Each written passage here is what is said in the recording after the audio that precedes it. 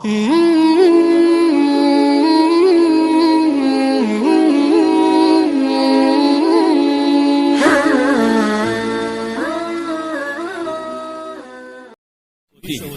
باپ کی فکر اور سوچ کا اثر بچوں کی زندگی پر پڑتا ہے. اگر نام میں وہ سوچ ہے کہ کوئی ماڈل کا نام رکھیں, کوئی لیٹسٹ نام رکھیں, تو ماڈلوں کے اور لیٹسٹ کے نام تو ویسے ہی ہے جیسے ان کے کام ہیں.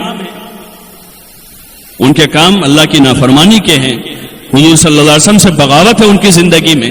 اگر ہم نے وہ نام رکھے تو بچوں میں وہی آئے گا. پھر ابتدا اور بنیاد وہیں سے ہے. ہاں, سوچ بدلی ہوئی ہے. ایک زمانہ تھا ہمارے یہاں کہ ہمارے یہاں عموماً لڑکوں کے ناموں میں اسماعیل, ابراہیم, موسیٰ, یوسف, یعقوب نبیوں کے نام ہوتے تھے, انبیاء کے نام ہوتے تھے. اکثر پرانے نام ابھی بھی وہی ہیں. پھر صحابہ کی سیرت پڑھی گئی گھروں میں, مسجدوں میں, تو انبیاء کے ساتھ صحابہ کے نام وجود میں آئے. صحابہ رضی اللہ عنہم کے نام عمر, عثمان, علی, زبیر, طلحہ, اس نوعیت کے نام آئے اور ابھی وہ نام ہے معاشرے میں. لیکن اب نئے نام جو معلوم ہوتے ہیں, بچوں سے پوچھتے ہیں تو ایسے نام ہوتے ہیں جن کا کوئی معنی ہی نہیں ہے. لیٹسٹ نام ہے, واٹس ایپ سے اور فیس بک سے آئے ہوئے نام ہیں, اور سوشل میڈیا کے راستے سے آئے ہوئے نام ہیں, انٹرنیٹ سے نکالے ہوئے نام ہیں. تو جب وہ اس لائن کے نام ہیں تو ان بچوں میں وہی صفتیں پیدا ہوگی. حدیث میں تعلیم ہے کہ بچے کا اچھا نام رکھیں. اس لیے حضور پاک صلی اللہ علیہ وسلم نے بعض صحابہ کے نام بدلے. جاہلیت کے جو نام تھے, اسلام قبول کرنے کے بعد حضور صلی اللہ علیہ وسلم نے ان کے نام بدلے کہ نام کا بھی اثر ہوتا ہے. نام کا اثر ہوتا ہے. دیکھا دیکھی نہ کریں, دیکھا دیکھی نہ کریں, نام کا بڑا اثر ہوتا ہے. اچھے نام رکھیں. اگر وہ ٹھیک ہے خاندان میں 5 ابراہیم ہے, اگر ہم چھٹا ابراہیم رکھ لیں گے تو کیا ہوگا؟ لوگ اگر کوئی نام دیتے ہیں علماء 4-5 نام ان کو کہ بھئی یہ اسماعیل, ابراہیم, موسیٰ, عیسیٰ, فلاں فلاں, تو کہتے ہیں وہ ہمارے چچا زاد بھائی کا نام بھی عیسیٰ ہے, وہ ہمارے ماموں زاد بھائی کا نام ابراہیم ہے. وہ نہ رکھنے کا ایک بہانہ ہوتا ہے. کوئی نیا نام دو, کوئی نیا نام دو. اور نیا نام کیوں مانگ رہے ہیں کہ فکر کچھ بدلی ہوئی ہے. بچے کو نیک بنانے کی نیت نہیں ہے, بچے کو دیندار بنانے کی نیت نہیں ہے, بچے کو مسلمان بنانے کی نیت نہیں ہے, کوئی اور نیت ہے. یہیں سے ابتدا ہوتی ہے, یہیں سے شروعات ہو رہی ہماری. اپنے نام اچھے رکھیں. ہاں, اچھے نام رکھیں. لڑکیوں کے بھی نام اچھے نام رکھیں. ازواج مطہرات کے نام ہیں, بنات طیبات کے نام ہیں, صحابیات کے نام ہیں, اور دیگر جو صالحات کے نام ہیں, جو اچھے نام ہیں, جن کا اچھا معنی نکلتا ہے. ایسے نام اپنے بچوں بچیوں کے رکھیں. یہیں سے شروعات ہو رہی, یہیں سے ابتدا ہو رہی ہے. اور اس سے آگے جاویں تھوڑا سا پیدائش سے پہلے کہ جن مراحل سے عورتیں بچیاں گزر رہی ہیں حمل کے ایام میں, حمل کے ایام میں, تو ان ایام میں باوضو رہیں. کلام پاک کی کثرت سے تلاوت کریں. حضور پاک صلی اللہ علیہ وسلم پر درود بھیجیں. پردے کے ساتھ رہیں, حیا کے ساتھ رہیں, حیا کے ساتھ رہیں. حیا زیور ہے عورت کا. عورت جو ہے سونے چاندی کے زیوروں سے نہیں سجتی ہے, اس سے تو آوارہ دکھتی ہے. زیور پہن کر باہر نکل رہی ہے تو کیا یہ کوئی کمال کی چیز ہے؟ یہ تو آوارہ عورتوں کا طریقہ ہے. یہ تو اللہ کی نافرمان بندیوں کا طریقہ ہے. یہ اللہ کی فرما بردار اور بندیوں کا راستہ نہیں.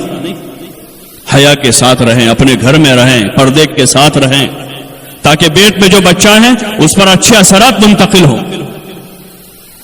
ماں کے اثرات بچوں میں جاتے ہیں, اچھے اثرات ہوں. ان ایام میں زیادہ زیادہ پردہ کریں کہ پیٹ میں حمل ہے, اس بچے پر برے اثرات ہوں گے.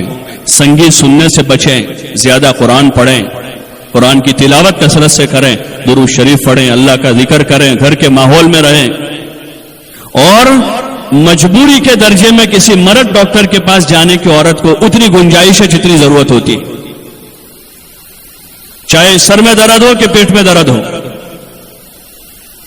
مرد ڈاکٹر کے پاس عورت کو جانے کی شریعت نے اتنی اجازت دی ہے کہ بہت مجبوری ہے, کوئی عورت ڈاکٹر نہیں ہے, کوئی لیڈی ڈاکٹر نہیں ہے, تو مرد کے پاس وہ جا سکتی ہیں اور بقدر ضرورت اس سے بات کر سکتی ہے، بقدر ضرورت اپنا جسم کا کوئی حصہ اگر اس کو دکھانے کی ضرورت ہے تو اس کو وہ دکھا سکتی ہیں.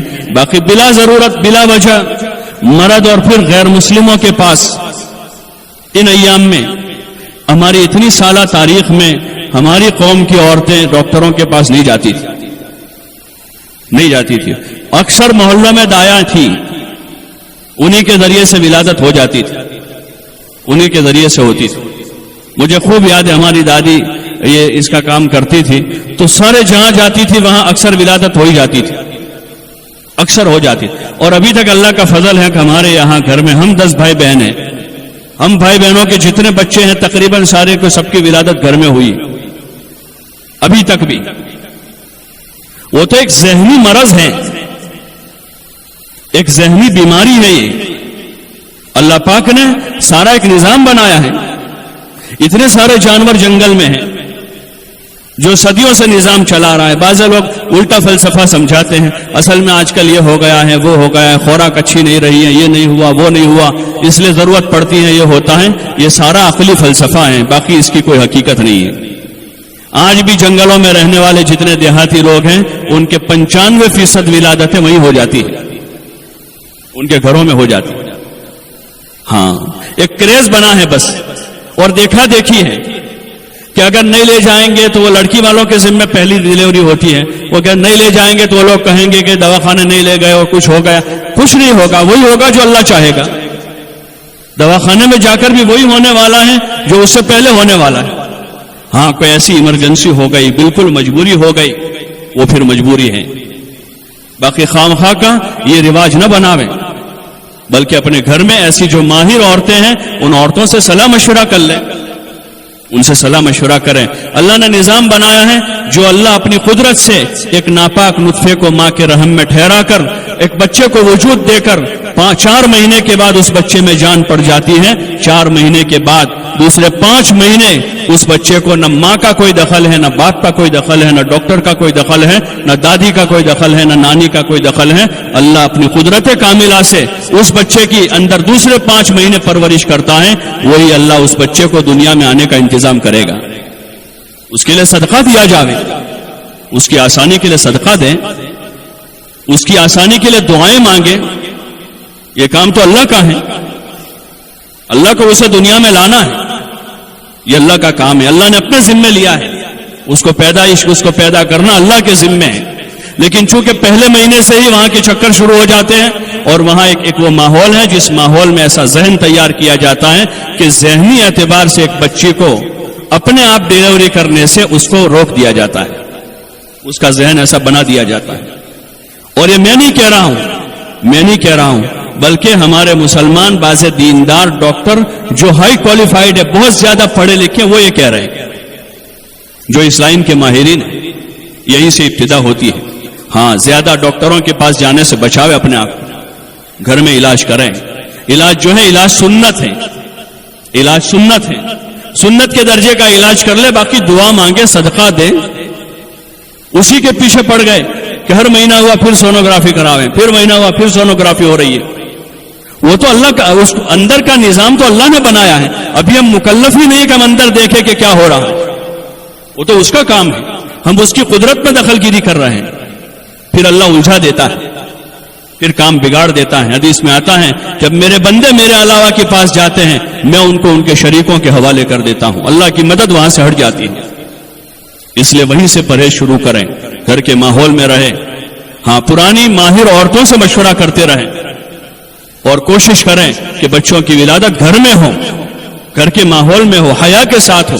کہ ایک جوان لڑکی 18 سال 20 سال کی وہاں ڈاکٹر کے پاس سامنے اپنی ولادت کروا رہی ہے، نہ ماں باپ کو شرم آ رہی ہے، نہ اس کے شوہر کو شرم آ رہی ہے اس پر کہ جا کر اپنا پورا سطر کھول رہی ڈاکٹر کے سامنے. کتنی شرم کی چیز ہے. یعنی حیا مر چکی ہے، حیا کا جنازہ نکلا ہوا ہے. ہاں بدرجہ مجبوری کوئی ایسا ہزاروں میں کوئی ایک کیس بن گیا جس میں مجبوری ہو گئی. اب ایسا مسلمان کوئی ڈاکٹر تلاش کیا جائے، شہر میں نہیں تو کہیں اور جایا جائے گا کہ کوئی ایسا معمر سنجیدہ اور دیندار حیا والا کوئی ایسا ڈاکٹر ہو جو کام اپنی نرسوں سے کروا لے اور ان کی رہبری کر لے. اور اس طرح سے کوئی ہزاروں میں ایک کیس ہو جاوے تو یہ ہو سکتا ہے، باقی شاید اگر ہم اس کو رجوع کریں گے علماء کی طرف تو کوئی اجازت نہیں دے گا اس کی. ایسے نارمل حالات میں کسی مرد کے پاس جانے کی علماء اجازت نہیں دے سکتے. اس لیے کوشش کریں کہ یہیں سے ہمارا فساد شروع ہوا ہے، وہیں سے بے حیائی کی عادت ہو گئی ہے کہ اپنا سطر کہیں بھی جا کے کھول لیں. ہاں کوشش کریں، اس کی کوشش کریں. اور جو پرانی عورتیں اس مجمع میں بہت سی ہوگی وہ کہ جو اس لائن کا تھوڑا بہت کام جانتی ہیں، وہ دوسری عورتوں کو تیار کریں اور زچاؤں کو ہمت دلاویں. جو حمل والی بچیاں ہیں ان کو ہمت دلاویں تاکہ وہ یہ رخ نہ اختیار کریں، اپنے گھر میں رہیں، ان ایام میں اعمال کی پابندی کریں. ولادت ہو بچوں کا اچھا نام رکھیں، یہ تعلیم ہے. بچہ بولنا شروع کریں، سب سے پہلے اللہ کا نام سکھاویں. پیدا ہو جاوے اللہ کا نام اس کے کان میں کہا جاوے. یہ تعلیمات ہے ہمارے مذہب کی. بچے کو بچپن سے ہی پاک صاف رکھیں کہ بچے کو ابھی سے پاکی کی عادت ڈالیں کہ بچوں کو پاک صاف رکھیں، گھر کو پاک رکھیں. حضور علیہ الصلوۃ والسلام کے معاشرے کی بنیادیں جو ہیں اس میں بنیادی 3 چیزیں ہیں.